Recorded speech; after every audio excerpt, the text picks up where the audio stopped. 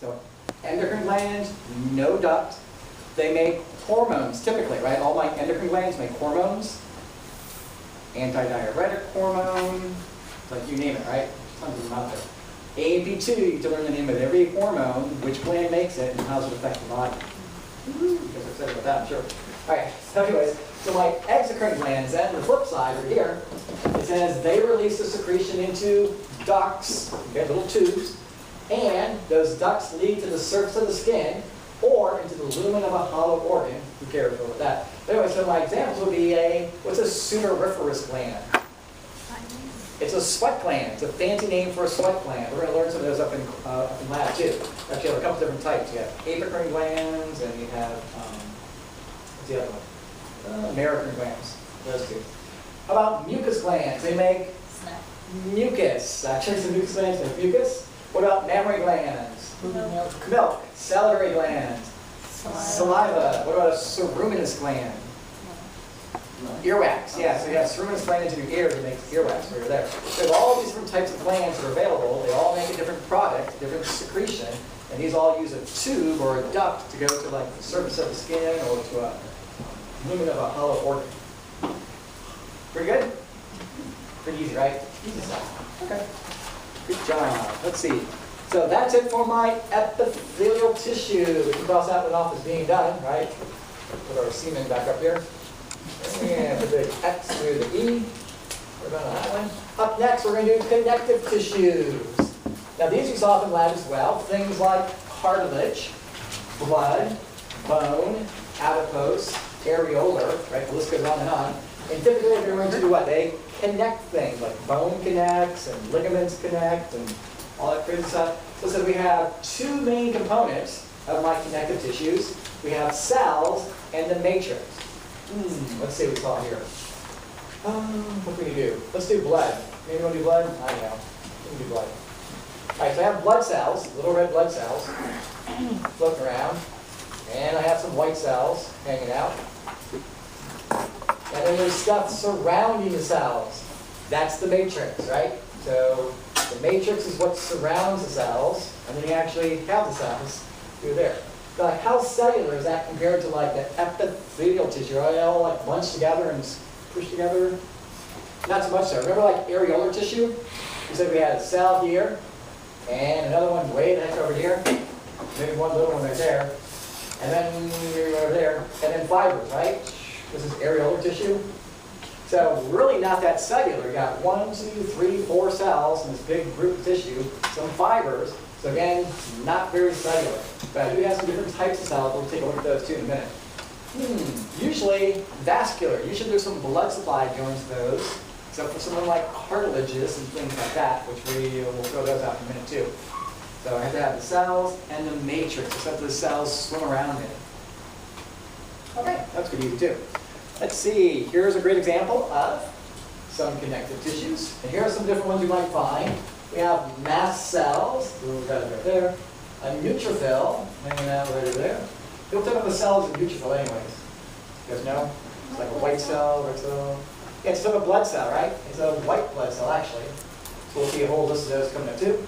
Plasma cells, eosinophils, that's another type of white cell too.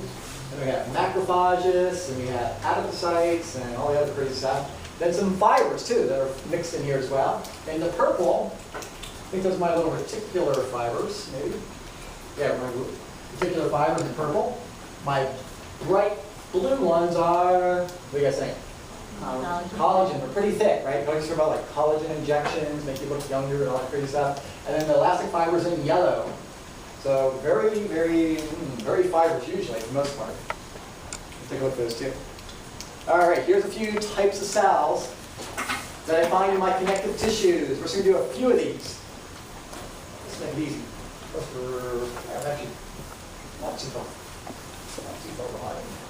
Okay, so we're going to do the macrophage. So if you break the word apart, macro means large, like microscope is small, so macro must be large.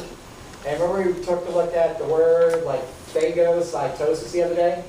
Phagocytosis. Eat. Right, so large eater. That's what it comes down to. So you have cells that are big eaters out there. And the macrophages are a type of white blood cell that sort of travels through your tissues, and they eat debris and viruses and bacteria and all that crazy stuff. So they're the big eaters, the macrophages. So this now goes with like your immune system, and they eat things. Okay, so you can see that in AAV2 again. So big eaters, travel through your tissues, all that good stuff. Alrighty, what about a mast cell? That's my other type of cell I find in my connective tissues. Mast cells, a couple things I want you to know here is that the mast cells produce a substance known as histamine. Ooh, is that good or bad, histamine? It's bad. Yeah, it could be bad, right? That causes inflammation. And I'm sure you all have had inflammation in your life, right? Even if you have like a bug bite or a mosquito bite or whatever. So you get bitten by an ant, let's say you're bitten by an ant or a spider or whatever. What happens to the area where you got bit? It turns red, it swells, it's painful, it's whatever. Okay, those are your signs of inflammation. Same thing, if you twist an ankle, it swells up, it turns red, it's painful, same thing. Okay, so histamine actually is the product that causes that inflammatory response in the body. So you probably know histamine as this little guy. You go to the store and you buy antihistamine when you have a cold or flu or whatever to help dry you up a little bit, if you will. So histamine causes swelling and inflammation, and antihistamine would reduce that. So just go with that. Mast cells produce histamine, and histamine is linked with those inflammatory processes through there. That's perfect. What about adipocytes? Fat. That's all it is, right? So we have fat cells, and up in lab we took a look at our fat cells, and they were just these irregular shaped cells. No nucleus, right, for the most part, unless sometimes you might see one out in the periphery there. Sometimes you can, sometimes you can't, whatever. Got my good little adipocytes. Great for energy storage, insulation, energy reserve, all that great stuff. Cushioning. So those are my adipocytes. And we have the last one, white blood cells. White blood cells. How many of those do you have, typically? How many different types of white blood cells do you have? 5. Good job. So I'll go ahead and jot them down for you. Now, AAV2, you get to learn about all your white blood cells and what they do and all the other crazy stuff, but here's like a really easy way to do that. Okay. Yeah, here's the first letter of those 5 types of white blood cells that we have. And there's like a little mnemonic or a little saying that goes with this, I guess you could do. And it says, never let monkeys eat bananas. I don't know why that is. Maybe get all fired up or something. Yeah. So never let monkeys eat bananas. So we have on here my neutrophils. That's my first type of white blood cell. And what's my L? Lymphocytes. Good job. M. Monocytes. E are my eosinophils. And B are my basophils through there. Okay. So, I'm not sure if you knew this or not, but all your different types of white blood cells are very specific for fighting off a certain type of disease or condition or bacteria or virus, whatever you have going on in your body. That's why when you go to the doctor and you're sick and they draw blood, and you have your little, that's what they call it, a CBC, right? You have blood work done, that's called a CBC, a complete blood count out there. And what they do is they actually count your red blood cells and your white blood cells, and there's a ratio as follows. You should have the most neutrophils in your bloodstream. Something like 60% of all of your white cells should be neutrophils. You should only have about 3% basophils, and then sort of like a mix in between. I think this is like, I don't know, like 18 to 22% here. It's in your book somewhere, I just can't remember all these numbers. This is like, I don't know, like 5 to 7%. This has got to be like another 15 maybe, 12 to 15, 10 to 15, whatever. In that range, that add up, 60, 70, 80, 90. Yeah, it's pretty close. Something like that. So here's the deal. So you go to the doctor, they order blood work for you, and it comes back that, hey, instead of having, here's the deal. So 100%, right? We're going to count all your white cells until they hit 100. So that means out of 100, you should have 60 of the 100 that are neutrophils. That's your 60%. So you only have 3 that are basophils out of 100, right?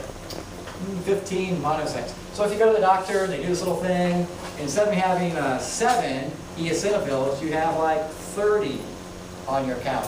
So what the heck's that mean? Yeah, you have way too many eosinophils. Well, what do eosinophils do for you? Yeah, these are like specific for allergies. So if you have allergies in the body, this is going to elevate your eosinophil levels. It's going to bump you from 7% upwards to here. Also, we have other ones that are good for parasites, other ones for viruses, and so on and so forth. So we know when we do the blood work, if you have an elevated level, that your body is fighting off a certain condition or a certain disease that you have going on inside the body. So that's how we can sort of like do that differential diagnosis thing and figure out what the heck's wrong with you by taking a look at your blood and seeing which one of these are elevated, which one is low, things like that. Pretty cool? So A, B, T, you get to learn about these, where they're found, what they look like, and what they do. So just go for now, just know that we have different types of white cells. We should be good. Okay, all good? Connective tissue fibers and cells so far? Okay. So again, we talked about the tissue, the connective tissue, how we have cells, and we have the matrix, right? The stuff that goes